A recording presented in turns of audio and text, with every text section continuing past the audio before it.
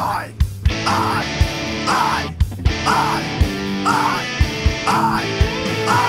He got fire from Cain, now we ain't got no shame. So we started a pod, Chuck Yates needs a job. Hey everybody, welcome to Chuck Yates Needs a Job, the podcast. My guest today is Mike Taylor of Aegis, and I pronounced that correctly. Yes, Brian would be happy. Brian would be happy. Brian learned me how on it. Now, we've talked on the podcast because I've had a couple of repeat guests come on. My priest has come on a couple of times. Brad Olson has come on, and we've talked about how sequels just really suck. We haven't done a sequel and changed out the lead actor before, so no pressure, Mike. Perfect. There we go. But I appreciate you coming on because I think in 5 years from now, when we look back at all the podcasts, I think this is going to be an important one because you've been doing carbon cap and trade, emissions cap and trade, environmental cap and trade for probably longer than anyone on the planet. And I don't understand how any of that works. And I feel like I need to, because I feel like that's going to be a big deal in the future. So the open-ended question is, what is that stuff, or how did you get into that? Take that kind of wherever you want to go. Sure. So cap and trade, it really started with the passage of the 1990 Clean Air Act. And then the EPA started a program in the early 90s around acid rain, SO2. So basically they took all the power plants, call it roughly 25 megawatts or greater, and said, we're going to cap the amount of SO2 emissions per year that in aggregate the whole universe in the program can emit. And then each year they lower that cap. And that's how they allow the companies inside to determine who's going to lower their emissions overall to meet the cap. And you're allowed to buy and sell between the market participants. So companies can put on, scrubbers and reduce their SO2 emissions by 98%. And then they'd have surplus credits, and then they could sell it to someone else who it's not, cost effective for them to put on control technology. And they allow trading, in between those facilities. And as long as they stay below the cap, the program's successful and emissions drop over time. So that's really started emissions trading. And I don't know a lot about the acid rain, but kind of what I do know is from, I think it was Jeff Curry or the guy from Goldman did a podcast, and I just happened to hear about it. I mean, the science was pretty settled that, yes, this was leading to acid rain. Yes, we had to reduce it. So we figured out a mechanism for putting a cost on it, and we just raised the cost over time or limited the amount, and that drove it. And that program actually worked, right? Yeah, I mean, we don't have acid rain today. Extremely successful, yeah. So what were attributes maybe of that program and the problem it was dealing with that might be helpful? Because I think ultimately where we're going to start talking about is carbon emissions have a cost. I mean, everybody has to admit that. I mean, even if you don't believe it's leading to global warming and you just believe it's annoying when you're in a tunnel and you're coughing because the car in front of you is emitting something, it does have a cost that's not priced today. So I think we're ultimately going to be talking about that and the like. Is there something though from kind of this program that started it really with the acid rain? Are there lessons we can learn from that? Yeah, I think once you put a price on something, people pay more attention to it.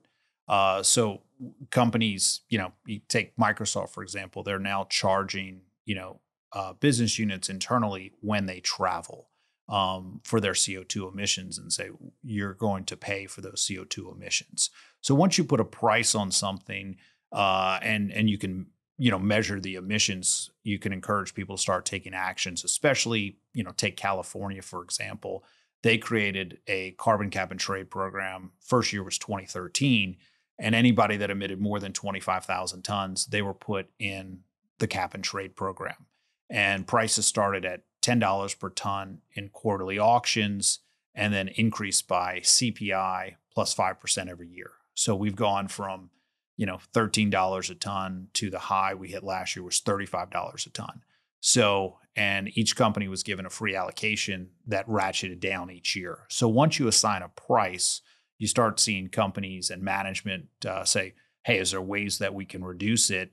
And if it's cheaper to reduce these credits or reduce our emissions and, for business purposes, then they'll do so. But really putting a cost on something is really what drives, incentives and change. I got you. And so before we jump into kind of today, how'd you get started in this? So, I was born in New Orleans. I went to LSU and I had two, big internships. And one was at Enron back in, 2000. And the other one was at Microsoft. And I did it back to back. I actually took a semester off when I went up to Redmond. And I got two, full-time job offers from both. And, what's your major? Finance. So you're a finance person. And are you writing code at Microsoft? What are you doing at Microsoft? No, yeah, I was in the treasury. Okay. So at the time, managing all their long-term strategic investments and all the technology companies they partnered with or have shares with, in the treasury, they also manage all their foreign exchange risk. It was probably, $50 billion at the time that the treasury was managing, which is a much larger number today. Right. Gotcha. Okay. So you did that. And then what were you doing at Enron? So Enron, I had, when I got the internship, I said, hey, I'd like to be as close to trading as possible. And they said, hey, do you mind waking up early for your internship? I'm thinking, maybe, 6 a.m., 6:30, they want me in there before everybody else. And I said, yeah, sure. And they said, great, please report at 4 a.m., to the natural gas desk and go to these bulletin board systems, the old school dial up, get the flows from yesterday, update everything and have a report. That's back when we used paper, photocopy for every trader and every scheduler, have it on their desk by 7:15 a.m. So that's what I did from 4 to 7:15 a.m. every morning. And then after that, they said, look, you're an intern. We don't really care what you do. So I would just ask the traders as much questions as I felt I could without them telling me to take a hike. And then luckily for myself, one of the main traders, she went on maternity leave. And so her seat was open. And that's when Enron Online was growing. And the guy next to me is like, hey, I'll let you sit in this desk. Just do everything what I say. So I was able to be exposed to trading at Enron after I did my, 3 hours and 15 minutes of reporting and data entry every morning. I don't know if I've told this story on the podcast, so it may be repeat for listeners, but Enron Online came out, and at least one of the fears was the industry saying, I don't want to trade directly with Enron. I don't want them to know my positions. And we actually put together, because I was at Stevens, the Little Rock, Arkansas investment at the bank at the time, we put together an idea called Enron Anonymous, where we were basically going to be, in effect, a website that sat between client and Enron Online, and you would just trade through us, and we would aggregate and we'd directly tie into Enron Online, and that way theoretically Enron wouldn't know. They'd just know Stevens was doing all this trading. And we actually put together a business plan, pitched a few guys at Enron. I want to say there was even a meeting that Skilling popped his head in at the time. And for whatever reason, it just kind of died. It never got any traction. And thank goodness. Because so did you go work for Enron after that? Or? So deciding between Microsoft and Enron, which obviously at the time, two great options, booming companies. But Microsoft, we supported the people, we supported the money. We didn't make the money. Where Enron, the trading firm, the traders were the ones making the money. And so I decided, I was like, I'd rather be the guy making the money than supporting it. And one of the reasons, Microsoft, I was there on its 25th year anniversary, and they brought Sinbad in, the comedian, and then they rented out Safeco Field. And so they had, the Office group, the Windows group, the Xbox group, all the programmers and the people that made the products, they had reserved seating. And when the Treasury showed up, there was about 8 of us. They said, "Hey, you don't have reserved seating. Just go somewhere up on the 3rd deck." So that's just kind of an example of, hey, you were supporting the money, you weren't making the money. So we actually, did with the senior guys, like, hey, we're going to go in, and we sat in the Windows group. And every time they mentioned Windows, we grabbed the noisemaker so we wouldn't be found out that we were in the wrong section. But yeah, that's why I decided to go into the trading, as I kind of wanted to be on the front lines and try to make the money for the firm versus supporting it. You're too young to remember this, but Sinbad, my favorite joke from him from way back in the day, there was this horrific aftershave cologne called Aqua Velva. And their whole commercials and pitch was, there's something about an Aqua Velva, man. And Sinbad's joke was always, yeah, he shops at Kmart. And so that's funny. So you went to work for Enron. What are you doing there? Yeah. So after spending a summer on, the natural gas desk, when I got the full-time offer, I said, well, what's the quickest way to trade? And they said, if you want to trade power or oil or nat gas, the line's way back there. But if you want to go to the emissions desk, and that, the one guy doesn't show up tomorrow, you're next in line. So I joined the emissions group, in 2001, and, spent my time there. And obviously Enron declared bankruptcy, late 2001.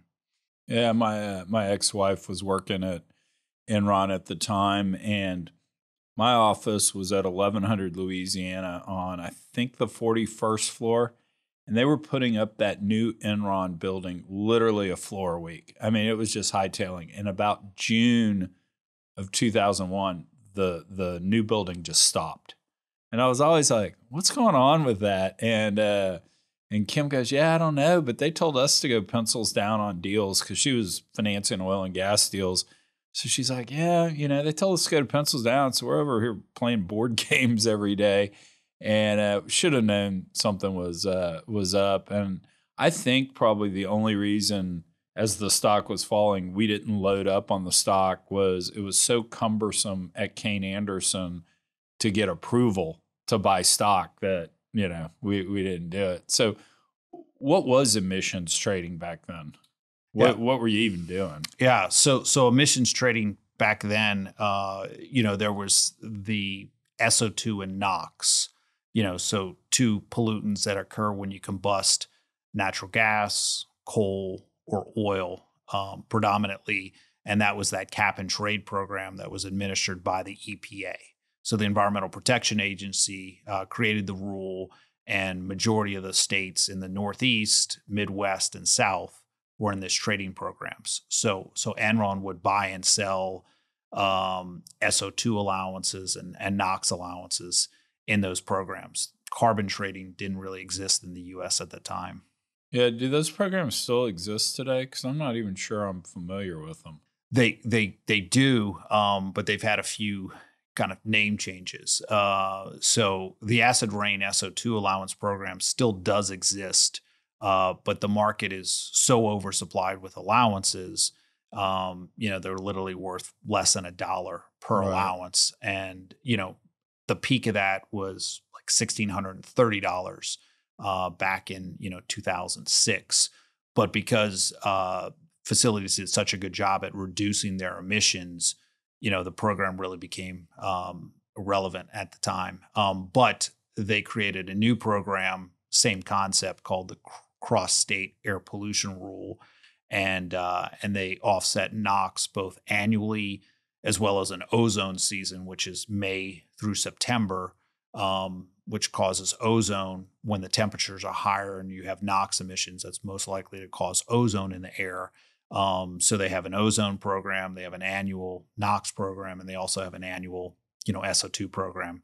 And the EPA is actually in the middle of a rulemaking process that would add more states to the program and reduce the supply, increasing the strictness of the program. Gotcha.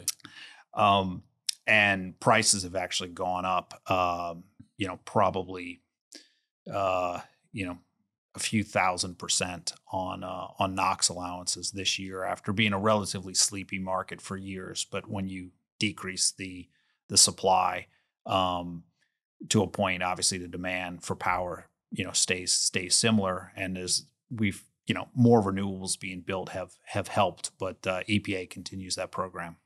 So have they actually worked? I mean, just have we over time reduced NOx and... Yeah, yes, the program's been very successful.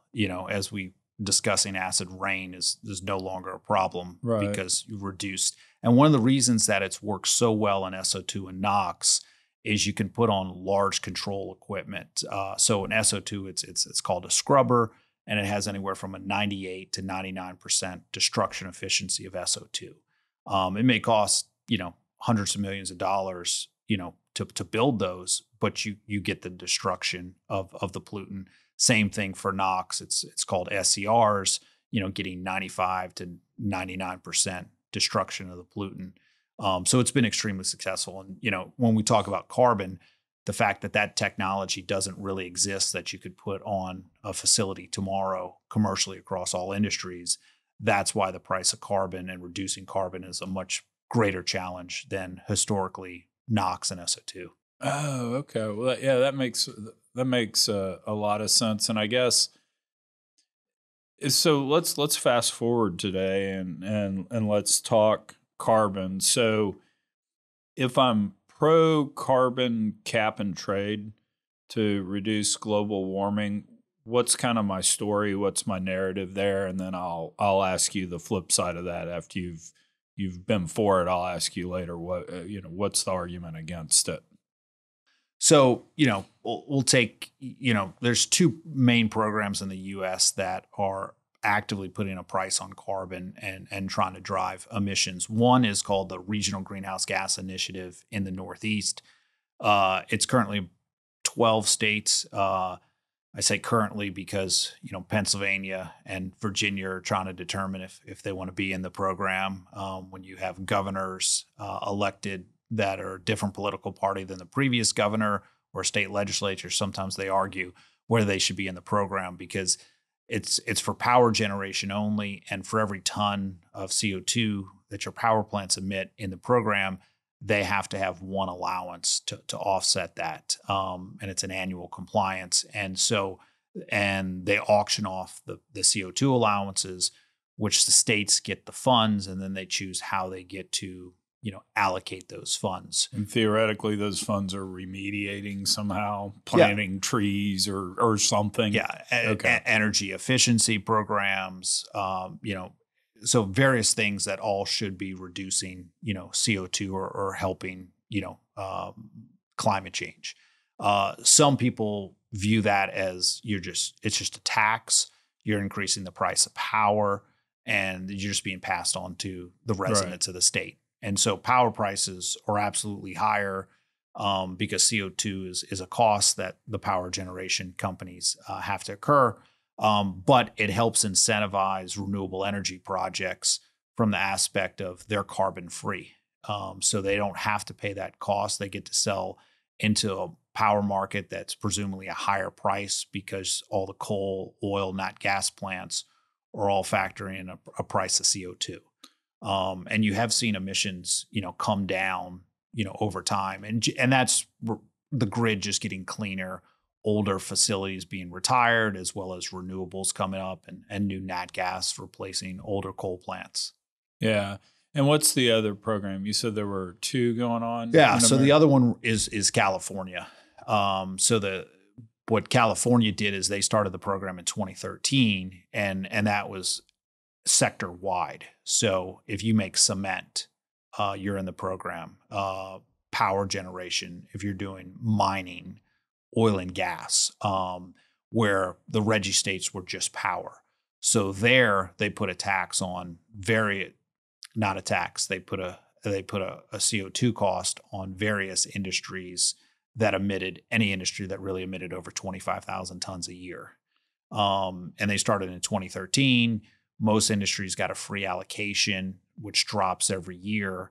So we can talk about, specifically like an example of an oil and gas company, how that's changed over time. But that's the other main program in the U.S. And California they actually linked with the Canadian province Quebec. They have similar rules and just one allowance that trades between the two entities. That's interesting because they've got cap and trade stuff carbon based in Europe, don't they? They do. Anything in Asia? China has started some programs, but yeah, the European ETS is the oldest carbon trading system in the world and has been quite expensive for the facilities to comply with. It's the most expensive carbon allowance that exists out there. And so the genesis of all this stuff, just to I always joke on this that my mom listens to this podcast, so we have to have a periodic moment for mom on this. Basically, cap and trade walks in and says, you can emit X and we're going to decline that over time. You get this, you get this, you get that. It's declining over time. And if you need more, you're going to have to go buy it. And theoretically, the penalty causes you to invest to cut it down. Does that have an issue? So and then the proponent side of that you've kind of laid out is we reduce the emissions over time. What's the argument against cap and trade type solutions to reducing carbon? So I mean, one thing, California, for example. So California is part of what's called the WCI, the Western Climate Initiative. And it was supposed to be multiple U.S. states as well as multiple Canadian provinces were going to do this program, because what that leads to is potentially leakage, across borders. Sure. Just move the plant to Reno or whatever. So, yeah, for example, cement plant shutting down in California, increasing their production in Arizona, and then just trucking the cement into the state. Yeah. So you didn't do anything for CO2 emissions except cost yourself potentially jobs in the state, and you reduce CO2 emissions in the state. But Right. Unlike NOx and SO2, which is a regional problem, ozone issues with NOx and VOC that you could see locally, CO2 is a global problem. So, a ton reduced in California offset a ton increased in the state of Georgia. Plus some trucking. Yeah. There's no benefit to the air. So, states really, California would really like its neighboring states and provinces or nationally to have a CO2 trading program because, it's a global issue. It's not a state issue. Yeah, that's the thing. I always phrase it, and pardon my French, but there's no non-peeing section of the pool. I mean, if somebody peed in the pool, they peed in the pool. So I guess kind of anti cap and trade would be, I guess there is a segment out there that just the amount of CO2 is in dispute. Some people think, it can go here, some people can go there. And then I think the bigger impediment is probably, if you need to do it for the whole wide world, how are we divvying up allocations between us, China, India? And, let's talk a little bit on the oil and gas sector in California. So they obviously have a cost to run their operations in California. So, for example, a facility that produced 1 million barrels of oil equivalent per year in 2013, with the price of CO2 plus their free allocation, which was about 98% when the program started, that cost them about $135,000 to comply with the program in 2013. In 2022, the exact same facility, exact same operations, it's about $2 million per year to comply with the program. Nothing changed. Same emissions, same production. In 2030, that's projected to be over $3 million per year. So you're increasing the cost for oil and gas in California, while countries, Saudi, Peru, Ecuador, Venezuela, they don't have these programs and cost on their producers. So it's cheaper to produce in those other countries. So you're, disincentivizing new production in California, and you put those, you put the fuel on tankers, cargoes, ship them here in California while having CO2 emissions associated with the transportation, having less CO2 stringency to produce the oil from a start. So you can see how California, while they're reducing their emissions because they're putting a cost on carbon for oil and gas, emissions are increasing in other countries because the demand for fuel, gasoline, has not dropped dramatically in the state of California. Arguably, you've kind of even made it worse, if you will, because of the transportation, what I'll call leakage or additions to the system. Yeah, so that's why California would love for everyone to have a similar program. So you don't have those issues of reducing in California but increasing somewhere else that has less stringent programs. Gotcha. Yeah, just California is unilaterally disarming right now, I guess is maybe a way to put it. So what do we see kind of, okay, so we've got, all these targets of 2050 and 2060. And I think Xi figured out his life expectancy and added 5 years to China's targets. But I mean, do we see cap and trade type scenarios potentially happening? What if we're sitting here in 10 years, what are we talking about? So, in addition to the cap and trade, we're seeing corporations that are saying, hey, we're going to do our part and buy carbon offsets, which is a whole separate program from cap and trade. Carbon offsets are voluntary. So you're seeing, companies, and Microsoft is very outspoken in public. What they're doing, they're trying to offset all of their carbon emissions. Google is the same, Spotify, Etsy, et cetera. And what they're doing is buying carbon offsets from companies or projects that are reducing their emissions for voluntary reasons, nothing to do with compliance. So because, it's very difficult to pass a carbon cap and trade program. It was tried in 2009. It passed in the House, but it couldn't get through a Democrat-controlled Senate because it would really affect, the coal industry. And there's a number of Democrat senators that were from coal states in 2009. So you're starting to companies say, hey, we're going to take it in our own hands and do voluntary steps, including purchasing carbon offsets, in addition to trying to reduce their carbon emissions as much as possible.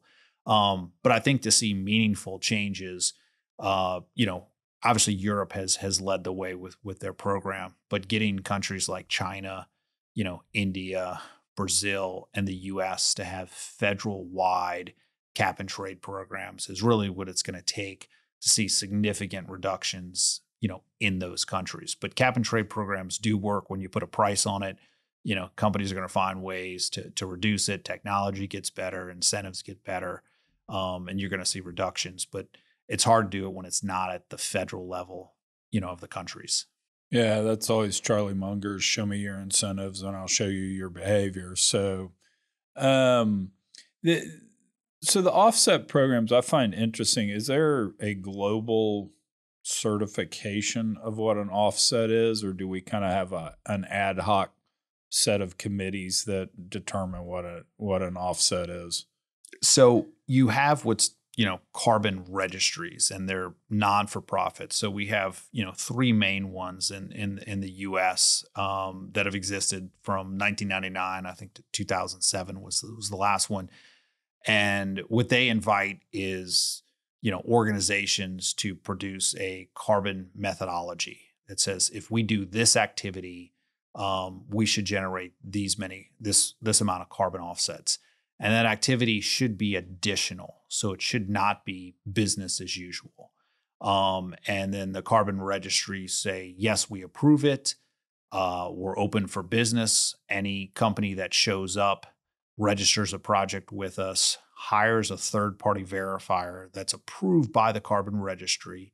They go out and they do a site visit, which prevents fraud from people just saying they have a project and turning in paperwork. But you actually have the site visit, produce that report. It goes back and forth, and they ultimately settle, okay, we agree this forestry project, here's 100,000 carbon offsets for the activity that you're doing that's not business as usual. Pay us our issuance fee as the registry, and we'll officially issue you these credits. So that's how it's really worked in the U.S. And then corporations say, we verify or we trust in that system, in that registry, and we'll buy those offsets and retire them to offset the emissions that we had at our company. So that's the way that it's historically been done. So am I getting this right that it's, and this is going to sound horribly cynical, but it's, well, I was going to go build a plant, now I'm not. And so I have, X amount of offsets, please pay me. I mean, that, I know that's the horrifically cynical way to look at it, but. No, so this is, in your example, I was going to start doing something that was going to start pollute. I'm not, so you should pay me. Majority of these offsets are, I was emitting. Now I found a way to reduce that. I was at 10, now I'm at 8, so pay me for 2. So for example, landfills. So, landfills that have organic waste, if they're small enough, they weren't required to put in a gas collection system, capture the methane, and flare it. And so they were emitting, and they were allowed to emit by law. So one of the early methodologies was to come in, put a gas collection system in these landfills, capture the methane, and destroy it. So you've actually avoided emitting CO2. And it costs you money to build that gas collection system, as well as to maintain it, make sure it's calibrated, and then have those third parties. So that's typically, it's not that, hey, pay me not to do something, but it's more of, hey, I'm actually avoiding or reducing emissions that were already occurring. Do you have any idea, kind of globally, US or whatever, what the size of that market is? Is $200,000 of this happening a year, or is it multi-billions? Any idea? It's certainly, a multi-billion dollar system. California, for example, between California and Quebec, if we say there's emissions of 350 million tons per year, and if you have an average price of $30 a ton, that's over a $10 billion market just in California and Quebec. Europe is even bigger, and then of course, all the other countries. So, I'm not sure if $1 trillion is the right number. But if you look at all the emissions and then you assign a certain cost, it's a very, very large number. Interesting. Because the way I've kind of looked at carbon reduction is, this isn't government driven. It really is consumers, companies. It's a tidal wave because people want it to happen. And so I think a lot of money is going to get spent on, it has been spent, and is going to continue to get spent on that front, because this is a tidal wave, and it's showing absolutely no signs of energy crisis notwithstanding. Yeah. You look at companies like Lyft, every, ride is carbon neutral. So they calculate what their CO2 emissions are, on it, whether that's a quarterly or annually basis. And then they work with carbon offset developers who sell them the credits, and then they retire those. And, you want to take a carbon neutral flight, you check a box. You want to ship your FedEx or UPS, you could check a box, make it carbon neutral. So you're definitely seeing demand from consumers, which driving these voluntary actions, and people are willing to pay, more for the same product if they know, they've offset their carbon emissions. Have you seen any studies that have actually kind of quantified the benefits of this, or is it, because it's all private, it's hard to gather data on it?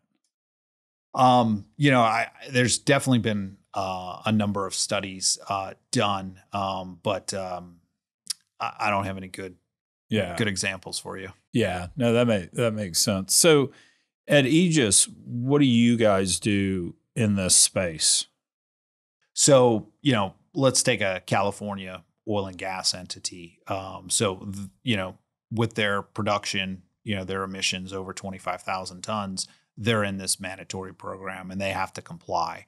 So we help them understand the program. We help them understand what their free allocations are going to be. We help them understand, what their deficit is each year, and then help them come up with a strategy to reduce cost. So there's forward markets in carbon. So, when the Russia-Ukraine conflict, prices on California carbon dropped, that was mainly sympathetic to European carbon allowances dropping when there was concern that there wasn't going to be enough energy, continue to run all the factories and industry in Europe. And it was a lot of the same global trading firms. So we saw that as a great opportunity. There was over a 20% price, and we were able to help our clients hedge not only for spot purchases, but forward purchases for this year, next year. So helping them comply with the program in the least cost-effective way. In addition to that, one thing we haven't discussed, what we also do at Aegis, is help companies potentially able to create revenue from these environmental programs. So, for example, if you have an oil and gas operation here, in Harris County or one of the 7 adjacent counties, we're what's known as non-attainment for the federal standards for ozone, which is NOx and VOC. If you shut down a well and you plug it and turn all the equipment off, you can generate VOC and NOx emission reduction credits, which then you can turn around and sell to a big chemical or refinery plant that's being built in the area. In addition, there's, if you're doing carbon capture storage, there's the ability to earn voluntary carbon offsets. So some companies are doing activities, but they're not aware that there's the ability to generate environmental credits, that a program has been set up. They just realize, hey, we've reduced emissions. But so helping everyone understand whether it's a liability or an asset, the whole carbon and environmental credit trading, and it's only getting more complicated as we go. In addition, we also help companies that are producing renewable fuels. So renewable diesel, renewable natural gas has been growing dramatically the last 5-6 years. And if you sell those fuels in the state of California or Oregon, you earn what's called a low carbon fuel standard credit that you can sell. So those facilities have been very profitable and growing because of these programs that incentivize reducing traditional fossil fuel usage. Gotcha. Now that's interesting.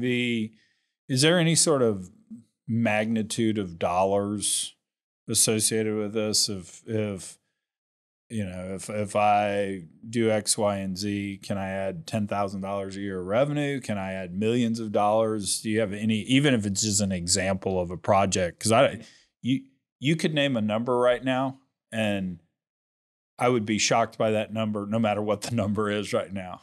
So let's take carbon capture storage for enhanced oil recovery. There was a number of projects done, in the 2000s. And some of those projects generated 2 to 3 million tons of voluntary carbon offsets per year. And so that's just injecting CO2 in to increase the flood. Got it. That's exactly. And those credits historically back then maybe were worth $1, $2 a ton. So, to the project, it was worth, call it $4 to $6 million. Because of fact prices have increased and we've seen a demand for new projects, for credits associated with US-based projects, because majority of the carbon offsets are created in developing countries. And majority of the people buying carbon offsets are from developed countries. So when we can take a US-based carbon offset project and sell it to a US-based company, they feel good that they're buying in the same country, that their emissions occurred, that there was a reduction. So in the CCS EOR case, prices have at least doubled, if not tripled. So you go from making $4 to $6 million a year to potentially $12 to $15 million a year, for the same size facility. And people are projecting that carbon offsets need to get to $20, $50 a ton on average.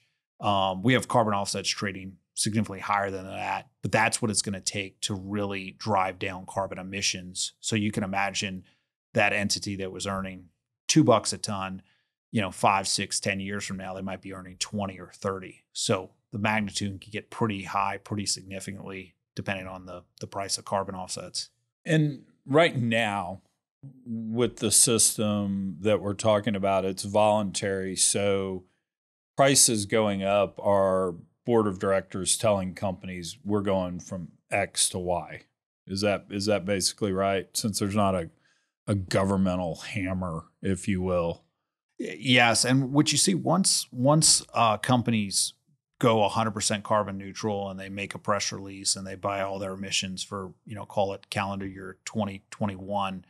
It's the CEOs, the board, they don't want to go in 2022 and say, oh, we only offset 70% because prices went up. Right. So once they kind of make that commitment, they really try to stick to it. Now that raises an interesting question, and we deal with Aegis clients is if prices of carbon offsets go up, do you look at other types of carbon offsets? So typically nature-based offsets always trade at a premium to technology or renewable-based projects.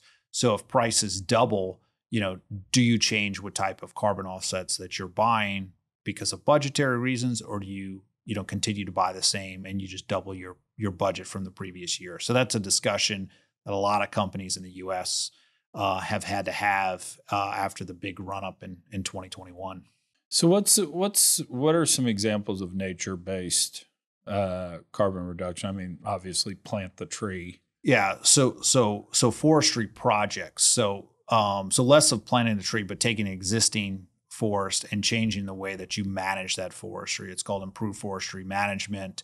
Gets into a lot of detail, but that's a nature-based. Another one that is trending is around soil, changing management at the farm that increases the amount of carbon that's stored in the soil. And those credits are trading between $20 to $40 a ton, for example. And then, you might have landfill credits where you're capturing credits from a landfill, but from a PR perspective, people would rather say, hey, I'm supporting this forest than maybe I'm supporting the landfill down the street. Right. So that's why those credits, even though from the registry point of view, they're both a ton of CO2, that's why those credits might trade between, $6 and $8 a ton. A forestry might be 15 to 20, and then soil credits might be between 20 and 40. And then there's all other various types of carbon offsets, but the PR value in the voluntary world is really what's driving. So that's some of the nature base. Some of the other credits, hydro in Brazil produces a carbon offset. It's a developing country. The same hydro project in the U.S. would not produce an offset per the rules. India wind projects produce a carbon offset, but wind projects, in the U.S. or Europe would not. So that's why majority of the credits come from developing countries, and they typically trade at a discount to higher quality, U.S. based projects. Yeah. So I've talked about this once on the podcast, and I'll lay this on you, and I'll have all the facts wrong because I read the article, 6 to 8 weeks ago. But supposedly one of the best things we could do for carbon capture is increase the whale population. We had 4 million whales on the planet 100 some odd years ago, and of course we hunt them, use them for oil. We're down to like 1.2 million whales. And the amount of CO2 that they sequester in their body over their lifetime, and then they just sink to the bottom of the ocean, one does a lot for sequestration. The other thing too is their poop is the greatest fertilizer for plankton. And plankton, I think we've figured out recently, 40% of the photosynthesis on the planet is done by plankton. And so swimming in the trails of whales and their poop is that. And so we've had the joke around here, but I want to do more work on it and be serious about it. Is we need to increase the whale population. Supposedly what happens today is they get really fascinated by a boat and they get hit by the boat, and that's what kills them. And that's why we're kind of capped out at a 1.2 million whales. Yeah, I did listen to that podcast where you mentioned that, and and a lot of people will make the same discussion around cows. If the cows burping and farting, creating methane emissions as well. So you've seen those things where I don't know. Yeah, I think it was serious where they you put a mask in front of the cow's mouth to kind of capture that and have it from being released in the air. I don't know if that's commercially viable, but yeah, animals obviously play a large role, in CO2 emissions. I had a fella on the podcast that wants to grow kelp, and I forget, it's the brown, it's the red and the brown kelp, or the brown and the red and the green kelp, whatever it is. One of them, and I can't remember which one, it absorbs carbon, and then you just sink it to the bottom. The other one, supposedly you can harvest and use tiny bits of it as feed for cattle, and it helps reduce the methane emissions from cows burping by 90%. And I don't think Sean's gotten that business up and running yet, but he was commissioning a study from, I think, the University of Nebraska, just to, does the cow meat taste the same? Does the milk taste the same and all? But and that's one of we field calls probably on a weekly basis. Hey, I have this technology, or I have this idea that's going to reduce CO2 emissions. And then the question is, can we get it approved by a carbon registry that then you can earn carbon offsets, and sell it to a corporation. So, putting a price on CO2 and incentivizing people to think of ways that you can reduce CO2, especially if they can get paid for it, is, it's pretty exciting. And it's only going to be growing. So maybe one day you'll have him on the podcast, and he's been creating CO2 offsets, and I've been selling them, and now he's and retired. y'all two are sitting over there in your gold chains and made the fortune on CO2. Well, Mike, you were cool to come on, but before you go, tell me real quick about your book, because I'll get this to the camera. You were kind enough to give me a copy of your book, and you autographed it for me. So yeah, so I there wasn't too many books on carbon cap and trade programs, especially in the U.S. There's lots of articles you can read on carbon itself, but so I took the California and Quebec program and wrote a book in 2018 that kind of starts from the beginning. What is a carbon trading program? How does it work? How do you get your pre-allowances? How do you calculate your demand? And then ending with some trading strategies on how they actually can reduce their cost over time. So, it's been a book, in 2021, a lot of private equity and hedge funds started buying that book as we've seen a lot of speculative capital come into carbon trading, as they view it now as a commodity, just like oil, gas, and power. But for, majority of my career, you didn't see large funds trading in the carbon space, but that really certainly has changed over the last 24 months. But yeah, it's a great book for someone who's never, heard of or looked at, a carbon cap and trade program. I mean, I'll read it and then I'll give it to Mom. So Mom can do it. Because no, I think you're great to come on, and I appreciate you talking this through me, because at the end of the day, like we were talking about earlier, I mean, this is a tidal wave. Everybody is going to have to do something to this effect, and we can take the position as an industry, as a company, that, hey, this is all grift, it's all BS. Well, people, our ultimate consumers, don't feel that way. And if we don't address their concerns, we're going to get left on the sidelines, I think. I mean, obviously ESG, I felt was the trending word of 2021. And now you have the SEC that wants companies to, start reporting and measuring their CO2 emissions. So yeah, it's going to continue. So it's going to be an interesting run.